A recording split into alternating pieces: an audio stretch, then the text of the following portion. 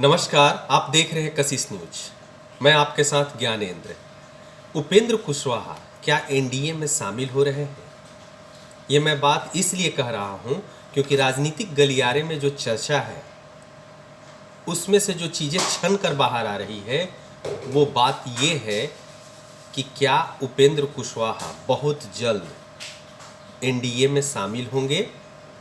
इसके पीछे कई तर्क भी बताए जा रहे हैं। ये खबर बहुत बड़ी है। मैं भी जब इस खबर को सुना तो पहले थोड़ा आश्चर्यचकित हुआ कि उपेंद्र कुशवाहा अभी हाल ही में कहा जा सकता है कि नीतीश कुमार का हाथ थामे हैं और वो जदयू संसदीय बोर्ड के अध्यक्ष हैं।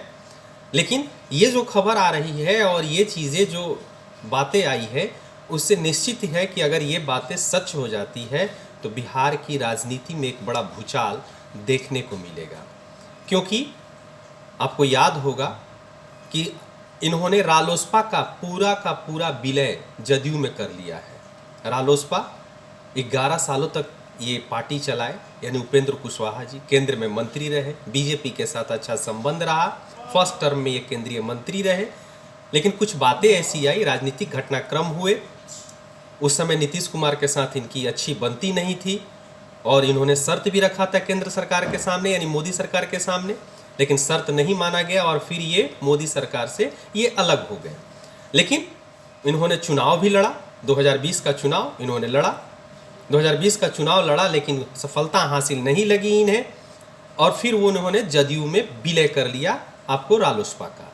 लेकिन अब जो खबरें आ रही है, कहा जा रहा है कि अब बहुत जल्द, यानी कि जिस अपेक्षा से ये जदयू में शामिल हुए थे वो अपेक्षा अब उपेंद्र कुशवाहा उपेक्षित महसूस कर रहे हैं। और इसको लेकर के एक दो घटनाक्रम हम भी जब इन चीज़ों को समीक्षा किए कि आखिर उपेंद्र कुशवाहा का क्या मन जदयू में भर गया है या नीतीश कुमार से मोह भंग हो गया है।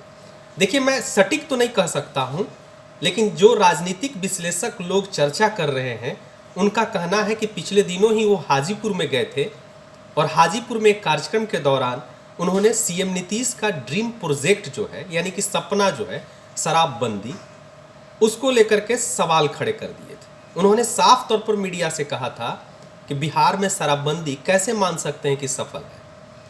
तो ये एक बयान, इसको लेकर के राजनीतिक विश्लेषक भी थोड़ा असमंजस में है कि आखिर उपेंद्र कुशवाहा इस तरीके का बयान कैसे दे सकते हैं।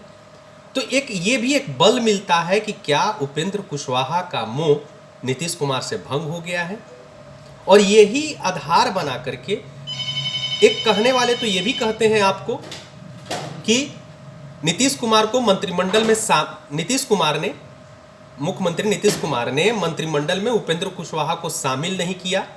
और जो कि एक कहा जा सकता था कि कुशवाहा समाज के एक चहेते नेता है और कहा जाता था कि मंत्रिमंडल के विस्तार में, यानी कि जब महागठबंधन की सरकार बनी तो इसमें कुशवाहा यानी उपेंद्र कुशवाहा जी को जगह दी जाएगी, लेकिन वो जगह नहीं मिली, जिस कारण से भी एक नाराजगी मानी जा रही है। ये राजनीतिक विश्लेषकों का मानना है, जो मैं आपके सामने ये बातें बता रहा हूँ। तो एक हाजीपुर में शराबबंदी के खिलाफ खुल करके बोलना, उसके बाद फिर आपको मंत्रिमंडल में जगह न मिलना, बहुत सारी ऐसी राजनीतिक घटनाक्रम है जिसको लेकर के राजनीतिक विश्लेषक इस निर्णय पर पहुंचे हैं कि उपेंद्र कुशवाहा का मोह नीतीश कुमार से भंग हो गया है। और इसी के कारण से कहा जा रहा है कि उनकी नज़दीकियां एनडीए के साथ होती जा रही है।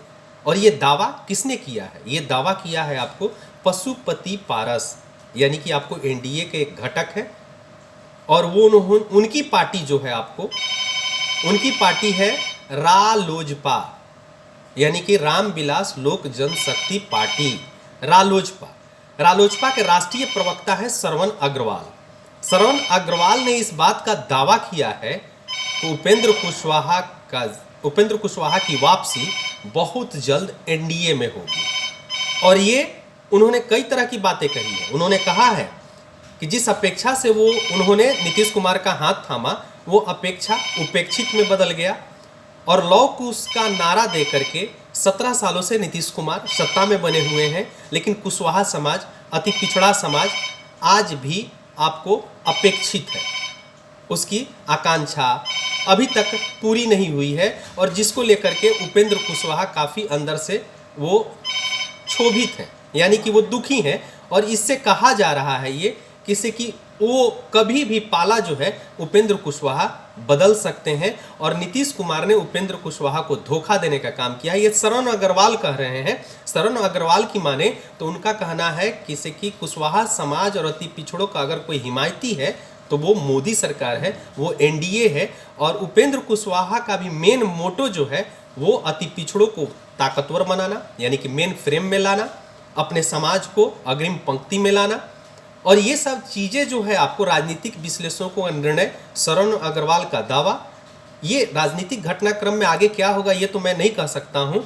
लेकिन ये जो आपको ये हाजीपुर का जो बयान है और मंत्रिमंडल में शामिल होने को लेकर के जो कह सकते हैं कि ये जो अफवाहें उड़ी या चर्चाएं चली राजनीतिक गलियारे में, और शरण अग्रवाल ने तो अब बातें यहाँ तक कह दी कि बहुत जल्द एनडीए में शामिल हो सकते हैं।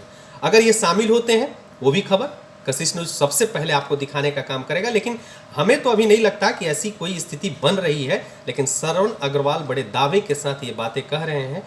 तो राजनीति है, कुछ भी हो सकता है।